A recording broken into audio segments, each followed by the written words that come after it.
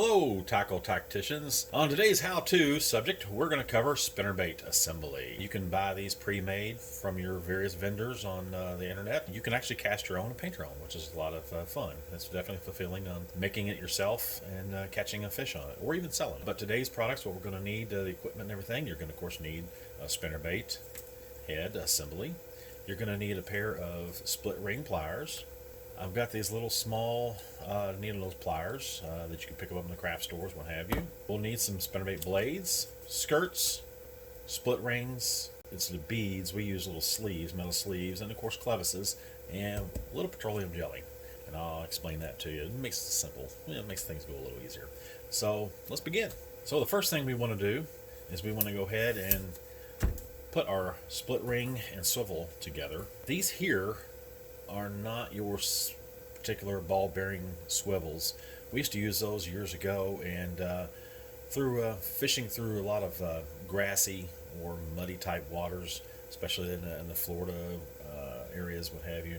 Ball bearings, after a while, you set your rod down on the deck, pick it up later on, and it dries up, and every time you go to cast it, you have to kick that daggone rod to get that blade to first start spinning or whatever, because that mud dries up in there and it's hard. And these will, I don't care how much mud is caked in those things and dried on, it hits the water and it spins. So yes, it's more cost effective, but it actually works in trying to get some of the anglers and to understand or see the reason why we go this route. Not having to kick that daggone blade to get it going when you first cast it, because you missed a foot and a half of fishing surface because you're trying to get this daggone blade to kickstart after it dries out for a while. So anyhow, we're going to go ahead and assemble the split ring with the pliers. And of course, you notice the pliers, we have the little tooth on the front edge of it. These here are the precision, kind of like the smaller ones. It's for the tackle making. You can use bigger ones on your boat, what have you. And just, of course, assemble that little fella right there. Okay.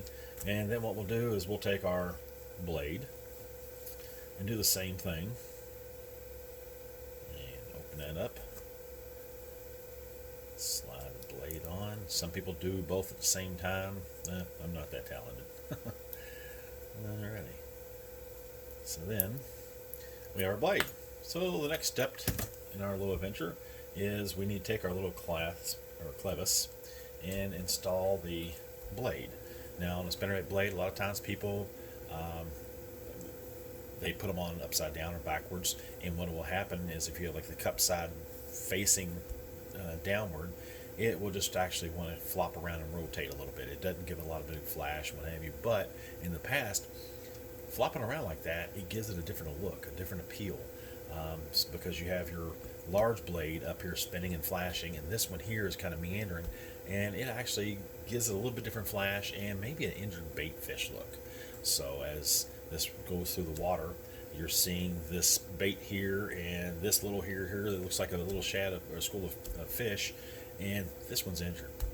So we've actually put them on upside down for several customers, and I fish with in certain areas with that, just because I can't get a bite normally off a spinnerbait sometimes. But anyhow, we're going to assemble this the standard way, and so you just basically hang your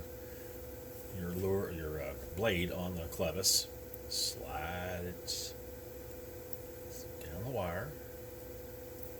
Okay, then we're going to go ahead and take two of these little metal sleeves.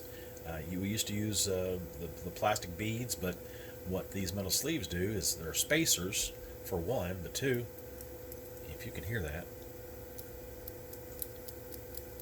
hey, an extra noise maker. Hey, we can always use that. Something else to attract the fish to us. And then all we have to do is take our little round nose pliers and grab hold of that wire and twist it around a little bit. Make yourself a little hoop like that. Doesn't matter if it's off-centered or whatever, so it doesn't have to be a perfect bend.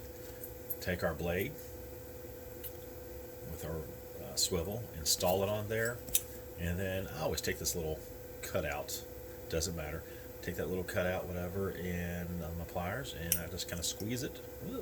Went a little bit too far for my likings in particular, and I don't want that loop to stick out there, because if you're throwing it through a lot of grass, whatever, it will gather the grass and obstacles, what have you, and you don't want that bunching up and deflecting the blade.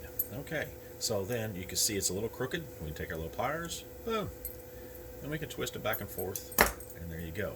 So the next thing is skirt assembly. Well, that's easy enough. We've already got a pre-made skirt, and we're going to show you in one of our how-to videos. You have to take a look over there on the skirt assembly. This one here uses a silicone rubber band, a little skirt collar is what they call them. And then what we're going to do to make it a little more efficient, a little easier on us, we're going to take our little Q-tip and just put just a dab of this petroleum jelly, and we're going to put it just a little bit on the hook. Not much, just a little bit. And then what we're going to do is, you see our skirt, it's longer on one side, shorter on the other. What we want to do is put the long side in first, so that way you get a nice flow and everything's about even, what have you. Find your hook point in the center the best you can of the skirt, and I kind of like to take it and wiggle it around a little bit.